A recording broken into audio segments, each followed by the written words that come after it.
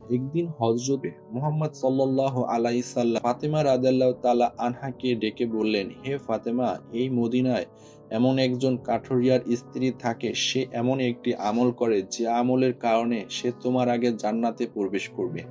হুজুর পাক সাল্লাল্লাহু আলাইহি সাল্লামের কথা শুনে হযরত ফাতেমা রাদিয়াল্লাহু তাআলা আনহা বললেন, আব্বাজান, এটা কিভাবে সম্ভব? আমি জান্নাতের সকল মহিলাদের সর্দারিনী, কিভাবে কোনো মহিলা আমার পূর্বে জান্নাতে প্রবেশ করবে? পূর্বে প্রবেশ করার আকাঙ্ক্ষা সকলের রয়েছে।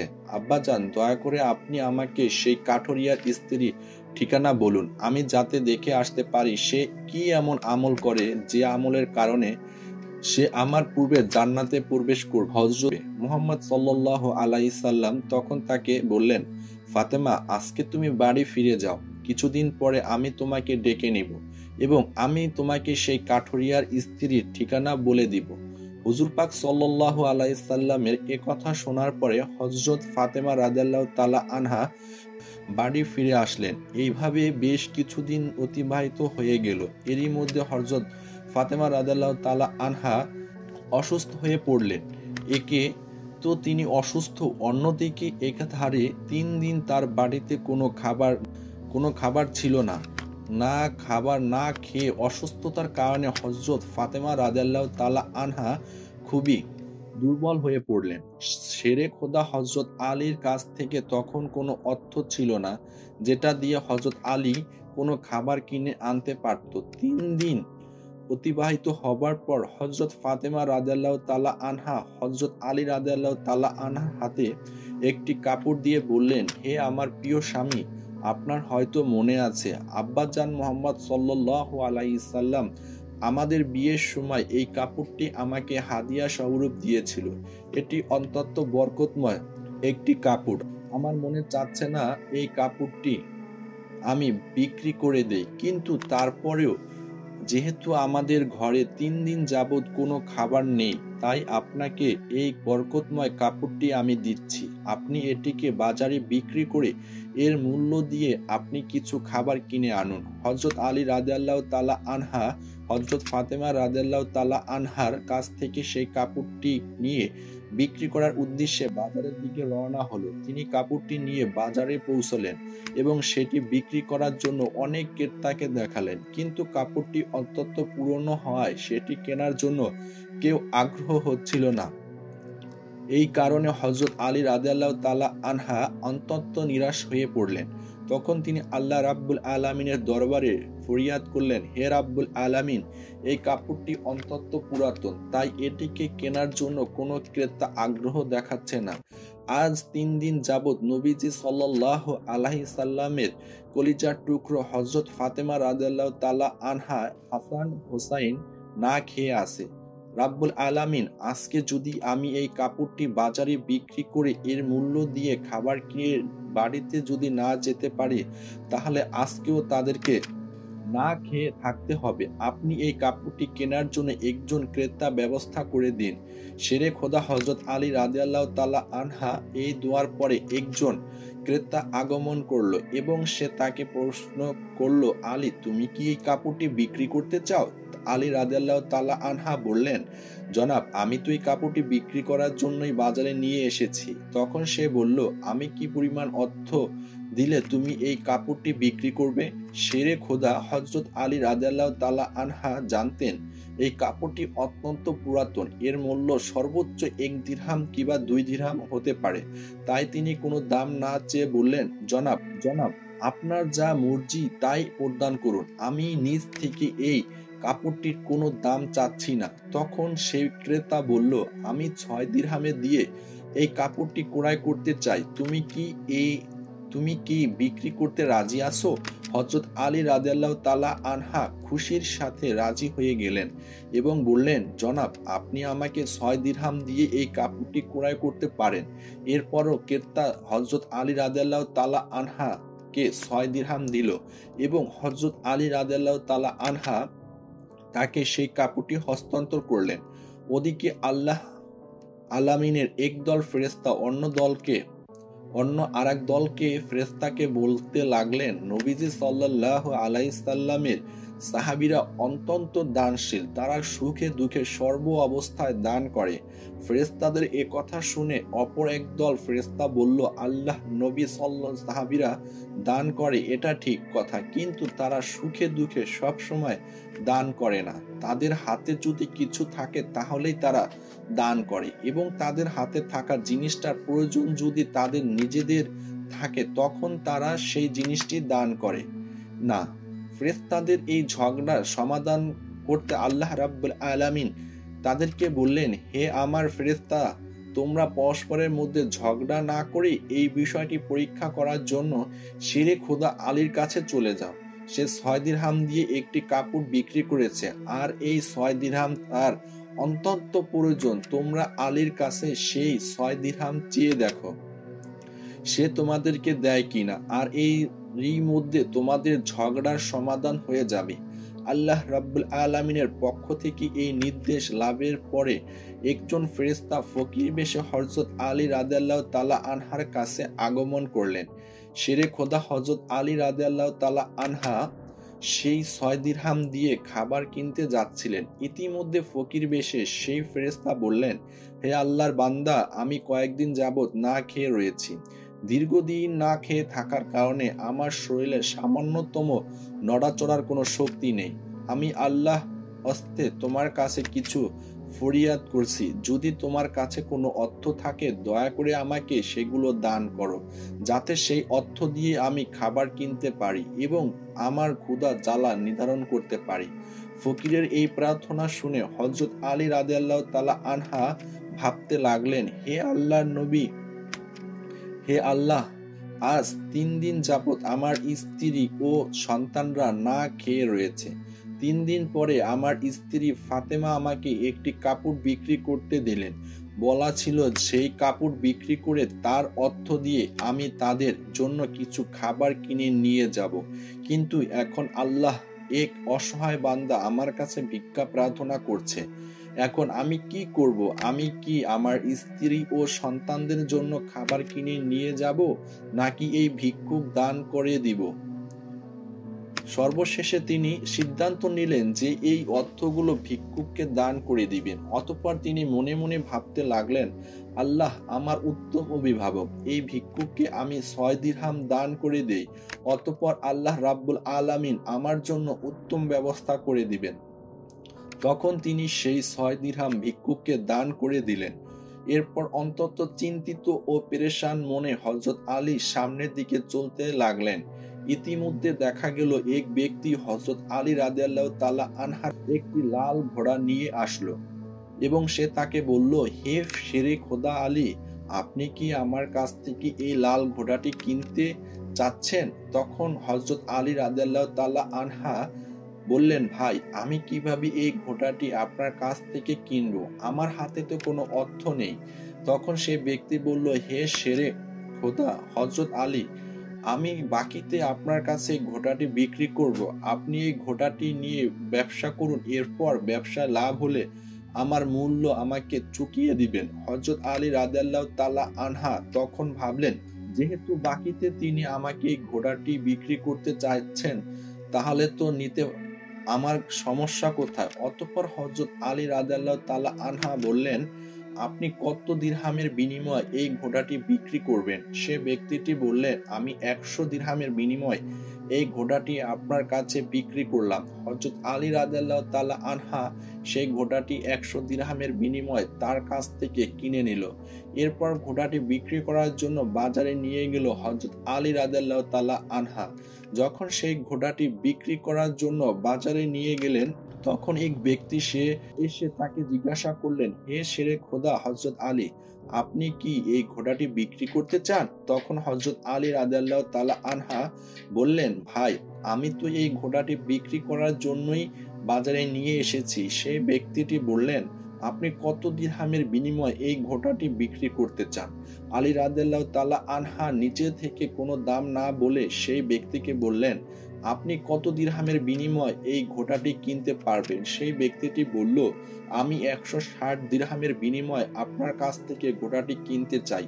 হযরত আলী রাদিয়াল্লাহু তাআলা আনহা চিন্তা করলেন, আমি তো ঘোড়াটি 100 দিরহামের বিনিময়ে কিনেছি, আর তিনি আমাকে মূল্য দিতে চাইছেন 160 দিরহাম। অতএব এতে আমার 60 দিরহাম লাভ হবে। তখন হযরত আলী রাদিয়াল্লাহু তাআলা আনহা বললেন, ভাই, আমি আপনার কাছে 160 দিরহামের বিনিময়ে এই ঘোড়াটি বিক্রি করে দিলাম। সেই ব্যক্তিটি 160 দিরহামের বিনিময়ে হযরত আলীর কাছ থেকে সেই ঘোড়াটি কিনে নিল।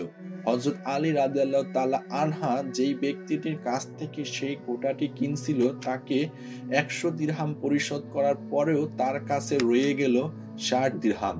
তিনি 6 দিরহাম আল্লাহর রাস্তায় দান করেছিলেন। আল্লাহ রাব্বুল আলামিন তার বিনিময়ে তাকে 10 গুণ বৃদ্ধি করে 60 দিরহাম ফেরত দিলেন। অতঃপর সেই 60 দিরহামের বিনিময়ে শেরে খোদা হযরত আলী রাদিয়াল্লাহু তাআলা আনহা বিপুল পরিমাণ খাদ্য কিনে বাড়ির পথে রওনা হলেন। যখন তিনি বিপুল পরিমাণ খাদ্য কিনে বাড়িতে ফিরে আসলেন, তখন হযরত ফাতেমা রাদিয়াল্লাহু তাআলা আনহা তাকে বললেন, হে আলী, আমি তোমাকে যে কাপড়টি বিক্রি করতে বলেছিলাম, সেই কাপড়ের মূল্য দিয়ে তো এত পরিমাণ খাবার কেনা সম্ভব নয়। তাহলে তুমি এত খাবার কেনার অর্থ কোথায় পেলে? তুমি আগে আমাকে এই কথা বলো, তারপর আমি বাড়িতে প্রবেশ করতে পারবে। হযরত আলী রাদিয়াল্লাহু তাআলা আনহা বললেন, ফাতেমা, আগে আমি বাড়িতে প্রবেশ করি, তারপর না হয় আমি তোমাকে প্রাকৃতিক ঘটনা বলবো। কিন্তু হযরত ফাতেমা রাদিয়াল্লাহু তাআলা আনহা তাকে বললেন, আপনি প্রাকৃতিক ঘটনা খুলে বলুন, তারপরে আপনি বাড়িতে প্রবেশ করতে পারবেন। শেরে খোদা হযরত আলী রাদিয়াল্লাহু তাআলা আনহা বললেন, ফাতেমা, তুমি তো ভালো করেই জানো যে তোমার স্বামী হযরত আলী কোনোদিনই কোনোভাবে অবৈধ অর্থ উপার্জন করতে পারে না। আমি যে পন্থায় এই অর্থগুলো উপার্জন করেছি তা সম্পূর্ণ বৈধ একটি পন্থা। অতএব এই ব্যাপারটা তোমার সন্দেহ করার কোনো কারণ নেই। কিন্তু হযরত ফাতেমা রাদিয়াল্লাহু তাআলা আনহা হযরত আলী রাদিয়াল্লাহু তাআলা আনহার এই কথাগুলো তেমন ভাবে বুঝতে চাচ্ছিল না। হযরত আলী ও হযরত ফাতেমার মাঝে এই ঘটনা ঘটার কিছুদিন পর নবী পাক সাল্লাল্লাহু আলাইহি সাল্লাম হযরত ফাতেমাকে তার দরবারে ডাক দিলেন। অতঃপর তিনি তাকে তোমার কি মনে আছে, আমি কিছুদিন পূর্বে তোমাকে বলেছিলাম একজন কাঠুরিয়ার স্ত্রী তোমার পূর্বে জান্নাতে প্রবেশ করবে? হযরত ফাতেমা রাদিয়াল্লাহু তাআলা আনহা বললেন, আব্বাজান, অবশ্যই আমার মনে আছে, এবং আমি সেই কাঠুরিয়ার স্ত্রীর সঙ্গে সাক্ষাৎ করার জন্য অধীর আগ্রহে বেকুল হয়ে আছি। দয়া করে আপনি আমাকে তার ঠিকানা বলুন, যাতে আমি দেখে আসতে পারি সে কাঠুরিয়ার স্ত্রী কি এমন আমল করে যার কারণে সে আমার পূর্বে জান্নাতে প্রবেশ করবে।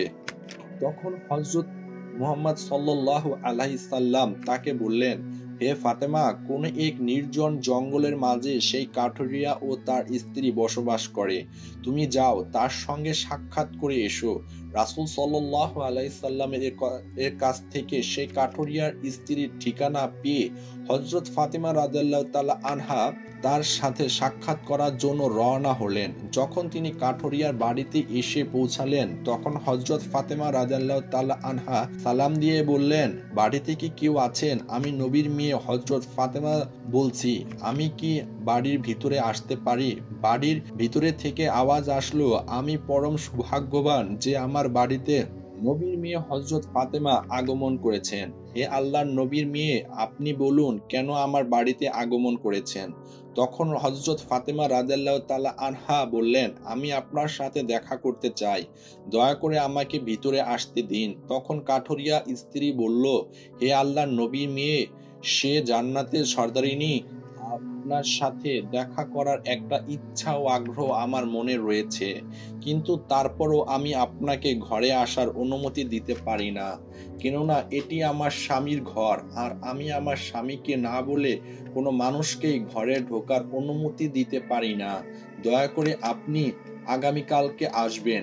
আমি আমার স্বামীর কাছ থেকে আপনার ব্যাপারে অনুমতি নিয়ে রাখব। যদি আমার স্বামী অনুমতি দান করেন তবেই কেবল আপনাকে ঘরে প্রবেশ করার অনুমতি দিতে পারি। কাঠুরিয়ার স্ত্রীর কাছ থেকে এ কথা শোনার পরে হযরত ফাতেমা রাদিয়াল্লাহু তাআলা আনহা বাড়িতে ফিরে গেলেন। দ্বিতীয় দিন যখন তিনি কাঠুরিয়ার স্ত্রীর সঙ্গে দেখা করার জন্য বাড়ি থেকে বের হবেন, তখন হাসান রাদিয়াল্লাহু তাআলা আনহা তাকে জড়িয়ে ধরে বললেন, আম্মাজান, আপনি কালকে কোথাও গিয়েছিলেন, আপনাকে আমি খুঁজে পাচ্ছিলাম না। আম্মাজান, আপনি যেখানে যাচ্ছেন দয়া করে আমাকেও আপনার সাথে নিয়ে নিন। হযরত ফাতেমা রাদিয়াল্লাহু তাআলা আনহা তখন তার বড় পুত্র হযরত হাসানকে তার সাথে নিলেন। এরপর তিনি কাঠুরিয়ার স্ত্রী বাড়িতে পৌঁছে গেলেন। অতঃপর সালাম দিয়ে বললেন, বাড়িতে কি কেউ আছেন? আমি নবীর মেয়ে ফাতেমা বলছি এবং আমার সাথে আমার বড় পুত্র হাসান রয়েছে। আমি কি বাড়ির ভিতরে আসতে পারি? ভিতরে থেকে আওয়াজ দিয়ে কাঠুরিয়া স্ত্রী বলল, হে নবীর মেয়ে ফাতেমা, আপনার সাথে দেখা করার আগ্রহ আমার মনে রয়েছে। গতকালকে আমার স্বামীর কাছ থেকে আপনার ব্যাপারে অনুমতি নিয়েছিলাম, কিন্তু আপনার সাথে আপনার যে বড় পুত্র হাসানকে নিয়ে এসেছেন তার ব্যাপারে আমার স্বামীর কাছ থেকে অনুমতি গ্রহণ করিনি। এই কারণে আমি আপনাকে ঘরে প্রবেশ করার অনুমতি দিতে পারি, কিন্তু আপনার পুত্র হাসানকে অনুমতি দিতে পারি না। দয়া করে আপনি আগামীকাল আসবেন। আপনার পুত্র হাসানের ব্যাপারে আমার স্বামীর কাছ থেকে অনুমতি নিয়ে রাখবো। কাঠুরিয়ার স্ত্রীর কাছ থেকে এই কথা শোনার পরে হযরত ফাতেমা রাদিয়াল্লাহু তাআলা আনহা আবার বাড়ি ফিরে গেলেন। পরের দিন আবার তিনি যখন কাঠুরিয়ার স্ত্রীর সঙ্গে দেখা করার জন্য রওনা করলেন, তখন তার ছোট ছেলে হযরত হুসাইন রাদিয়াল্লাহু তাআলা আনহা তাকে জড়িয়ে ধরে বললেন, আম্মাজান, আপনি দুদিন ধরে কোথাও যাচ্ছেন, আমি আপনাকে খুঁজে পাচ্ছি না। আজকে আপনি আমাকে সঙ্গে নিয়ে যান। হযরত ফাতেমা রাদিয়াল্লাহু তাআলা আনহা তখন দুই পুত্র হযরত হাসান ও হোসেনকে সঙ্গে নিয়ে আবারও সেই কাঠুরিয়ার বাড়িতে গেলেন। বাইরে থেকে তিনি সালাম দিয়ে বললেন, বাড়িতে কি কেউ আছেন? আমি নবীর মেয়ে ফাতেমা বলছি এবং আমার সাথে আমার দুই পুত্র হাসান এবং হোসাইন রয়েছে। বাড়ির ভিতর থেকে কাঠুরিয়ার স্ত্রী আওয়াজ দিয়ে বললেন, হে নবীর মেয়ে ফাতেমা, আপনার সঙ্গে দেখা করার আগ্রহ আকাঙ্ক্ষা আমার মনের মধ্যে রয়েছে। গতকালকে আপনার ব্যাপারে এবং আপনার বড় ছেলের হাসানের ব্যাপারে আমার স্বামীর কাছ থেকে অনুমতি নিয়েছি, কিন্তু আপনার ছোট ছেলে হোসাইনের ব্যাপারে আমার স্বামীর কাছ থেকে কোনো অনুমতি গ্রহণ করিনি। দয়া করে আজকেও আপনি ফিরে যান এবং আগামীকালকে আপনি আসেন। আগামীকালকে আপনাদের তিনজনের ব্যাপারেই আমি অনুমতি গ্রহণ করে রাখব। কাঠুরিয়ার স্ত্রীর এ কথা শোনার পরে হযরত ফাতেমা রাদিয়াল্লাহু তাআলা আনহা আবারও বাড়িতে ফিরে এলেন। পরের দিন ফাতেমা রাদিয়াল্লাহু তাআলা আনহা আবারও সেই কাঠুরিয়ার স্ত্রীর বাড়িতে আসলেন। তখন তাকে কাঠুরি স্ত্রীর ঘরে প্রবেশ করার অনুমতি দিলেন। হযরত ফাতেমা রাদিয়াল্লাহু তাআলা আনহা ঘরে প্রবেশ করে দেখলেন কাঠুরিয়ার স্ত্রী বসে আছেন আর তার সঙ্গে রাখা আছে একটি লাঠি, একটি মোটা দড়ি, একটি পাত্রে পানি। এগুলো দেখে হযরত ফাতেমা রাদিয়াল্লাহু তাআলা আনহা তাকে জিজ্ঞাসা করলেন, আপনি এগুলো নিয়ে বসে আছেন কেন? সারাদিন পরিশ্রম করার পর যখন আমার স্বামী বাড়িতে ফিরবে তখন হয়তো তার উজু করার প্রয়োজন হবে অথবা তার পানি পান করার প্রয়োজন হবে। আমি চাই না আমার ক্লান্ত স্বামী পানির জন্য সামান্যতম কষ্ট পাক, যাতে পানির প্রয়োজন হবার সাথে সাথেই আমি তার কাছে পানি পৌঁছে দিতে পারি। এই কারণে আমি পানি নিয়ে বসে আছি। হযরত ফাতেমা রাদিয়াল্লাহু তাআলা আনহা আবার জিজ্ঞাসা করলেন, হে বোন, তাহলে এই লাঠি নিয়ে বসে আছেন কেন? তাছাড়া এই দড়ি কি প্রয়োজন? কাঠুরিয়ার স্ত্রী তখন উত্তর দিল, আমার স্বামী যদি কোনো কারণে আমার উপর অসন্তুষ্ট হয়ে এবং আমাকে শাস্তি দেওয়ার ইচ্ছে করে তখন তার প্রয়োজন হবে একটি লাঠি, এবং আমাকে বেঁধে যাতে শাস্তি দিতে পারে তার জন্য প্রয়োজন হবে একটি দড়ি। আমি চাই না এই জিনিসগুলো খোঁজাখুঁজি করতে গিয়ে আমার স্বামী কোনো রকম কষ্ট হোক, সেজন্য আমার সামনে এই জিনিসগুলো নিয়ে বসে আছে। যখনই আমার স্বামী আমাকে কোনো কারণে শাস্তি দিতে চাইবে তখনই তার সামনে লাঠি ও দড়ি আছে, যাতে তিনি আমাকে দড়ি দিয়ে বেঁধে লাঠি দিয়ে শাস্তি দিতে পারেন। হযরত ফাতেমা রাদিয়াল্লাহু তাআলা আনহা কাঠুরিয়ার স্ত্রীর স্বামী ভক্ত দেখে বিস্ময়ে হতবাক হয়ে গেলেন। অতঃপর তিনি তাকে আর কিছু না বলে নবী করিম সাল্লাল্লাহু আলাইহি সাল্লামের দরবারে ফিরে আসলেন। রাসূল সাল্লাল্লাহু আলাইহি সাল্লাম ফাতেমাকে বললেন, ফাতেমা, তুমি কি সেই কাঠুরিয়ার স্ত্রীর সাথে দেখা করে এসেছো? ফাতেমা বললেন, আব্বাজান, হ্যাঁ, আমি তার সাথে দেখা করে এসেছি। নবী করিম সাল্লাল্লাহু আলাইহি সাল্লাম বললেন, তুমি কি দেখেছো? হযরত ফাতেমা রাদিয়াল্লাহু তাআলা আনহা তখন বললেন, সেই মেয়েটি অন্তত স্বামী ভক্ত। তখন মুহাম্মদ সাল্লাল্লাহু আলাইহি সাল্লাম বললেন, ফাতেমা, তার কাছ থেকে তোমার শেখার অনেক কিছু রয়েছে। হযরত ফাতেমা রাদিয়াল্লাহু তাআলা আনহা তখন বললেন, আব্বাজান, আমি তার কাছ থেকে কি কি শিক্ষা গ্রহণ করতে পারি এবং সে কিভাবে আমার পূর্বে জান্নাতে যাবে, এই ব্যাপারটা আমাকে বুঝিয়ে বলুন। রাসূল পাক সাল্লাল্লাহু আলাইহি সাল্লাম তখন বললেন, হে ফাতেমা, শোনো, তুমি কিছুদিন আগে তোমার স্বামী আলীকে একটি পুরাতন কাপড় বিক্রি করার জন্য দিয়েছিলে। হযরত আলী সেই কাপড়টি বিক্রি করে তার অর্থ দিয়ে তোমাদের জন্য অনেক খাবার কিনে নিয়ে এসেছিল। কিন্তু তুমি সন্দেহ করেছিলে যে হযরত আলী এগুলো বৈধ উপার্জন করেছে কিনা। এজন্য তুমি তোমার স্বামীকে ঘরে প্রবেশ করতে দাওনি এবং বিভিন্ন প্রশ্ন করার মাধ্যমে তাকে কষ্ট দিয়েছিলে। অথচ তুমি জানতে তোমার স্বামী হযরত আলী কোনোদিনই কোনো অবৈধ অর্থ উপার্জন করে না। হে ফাতেমা, তুমি যখন আলীকে সেই কাপড়টি বিক্রি করার জন্য দিয়েছিলে, হযরত আলী তার জন্য কোনো ক্রেতা খুঁজে পাচ্ছিল না। তখন আল্লাহ রাব্বুল আলামিন তার ফেরেশতা মিকাইলকে সেই কাপড়টি কেনার জন্য পাঠিয়েছিলেন। আল্লাহর ফেরেশতা মিকাইল সেই কাপড় আলীর কাছ থেকে 6 দিরহামের বিনিময়ে কিনেছিলেন। এরপর আরেকজন ফেরেশতা এসে হযরত আলীর কাছ থেকে সেই 6 দিরহাম ভিক্ষা প্রার্থনা করে আলী সেই 6 দিরহাম আল্লাহর রাস্তায় দান করে দেয়। অতঃপর সেই চিন্তিত অবস্থায় বাড়িতে ফিরে আসছিল। এমন সময় ফেরেশতা জিব্রাইল তার কাছে একটি লাল ঘোড়া হযরত আলীর কাছে 100 দিরহামের বিনিময়ে ধারে বিক্রি করে। হযরত আলী সেই ঘোড়াটিকে নিয়ে বাজারে যায় এবং ইসরাফিল ফেরেশতা হযরত আলীর কাছ থেকে সেই ঘোড়াটি 160 দিরহামের বিনিময়ে কিনে নেয়। আল্লাহ রাব্বুল আলামিন 6 দিরহামের বিনিময়ে হযরত আলীকে 10 গুণ বৃদ্ধি করে 60 দিরহাম দিয়ে দেয় এবং সেই অর্থগুলো দিয়েই হযরত আলী তোমাদের জন্য বিপুল পরিমাণ খাবার কিনে এনেছিল। ফাতেমা, শুনে রাখো, যে কাপড়টি হযরত আলী বিক্রি করেছিল, আল্লাহ রাব্বুল আলামিন সেই কাপড়টি জান্নাতে সংরক্ষণ করে রেখেছে এবং যে ঘোড়াটি দিয়ে হযরত আলী ব্যবসা করেছিল, সেই ঘোড়াটিও আল্লাহ রাব্বুল আলামিন জান্নাতে সংরক্ষণ করে রেখেছেন।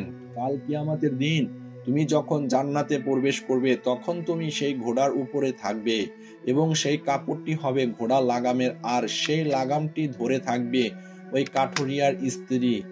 লাগামটি ধরে রাখার কারণেই সে তোমার আগে জান্নাতে প্রবেশ করবে এবং তুমি তারপরে জান্নাতে প্রবেশ করবে। কাঠুরিয়ার স্ত্রীর অতুলনীয় স্বামী ভক্ত হলো তার এই মর্যাদা প্রাপ্তির একমাত্রই কারণ।